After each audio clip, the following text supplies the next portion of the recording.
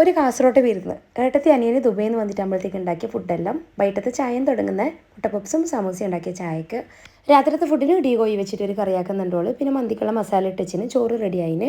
Chicken ചിള്ളിക്കുള്ള കോഴി കാച്ചുന്നുണ്ട്. പിന്നെ ഊത്തപ്പം ഉണ്ടാക്കുന്നുള്ളൂ. ഊത്തപ്പം ഒഴിച്ചിട്ടുണ്ട്. അതിൻ്റെ മുകളിലേക്ക് ക്യാരറ്റ് മല്ലിച്ചപ്പിൽ ഇട്ട് കൊടുത്തതിന് ഡെക്കറേഷന് വേണ്ടിയിട്ട് ഊത്തപ്പം ആയിക്കൊണ്ട് വരുന്നുണ്ട്. ഇടി കോഴിൻ്റെ കറി റെഡി ആയിട്ട് വരുന്നുണ്ട്. പിന്നെ ഉള്ളൊരു റൊട്ടി ഉണ്ടാക്കി യമൻ്റെ റൊട്ടി എന്നാണ് അതിൻ്റെ പേര് പറഞ്ഞതോള്. പിന്നെ മന്തിയുടെ റെഡി ആയിട്ട് വന്നിട്ടുണ്ട്. പിന്നെ ചില്ലി ചിക്കൻ റെഡി ആയിന്. പിന്നെ കുറച്ച് സാലഡും മുറിച്ചിട്ട് ഫുഡെല്ലാം വിളമ്പാൻ തുടങ്ങി. ഇടികോഴി ഊത്തപ്പം കാണാൻ എന്തോ ഒരു പാങ്ങ് തന്നെ. അങ്ങനെ ഇപ്പോൾ ഫുഡെല്ലാം വിളമ്പിയിട്ട് വെച്ച് എല്ലാ ഫുഡും കാണാൻ മാത്രമല്ല തിന്നാനും നല്ല പാങ്ങുണ്ട്. ഏട്ടത്തിൽ നല്ല ഫുഡ് ഉണ്ടാക്കും. എല്ലാ ഫുഡും അടിപൊളിയായിന്. പിന്നെ ഈ മന്തിൻ്റെ ചട്നി എല്ലാം ഓളന്നെ ഉണ്ടാക്കിയ മയണൈസും ചട്നി എല്ലാ ഫുഡും ഓളന്നെ ഉണ്ടാക്കിയത്.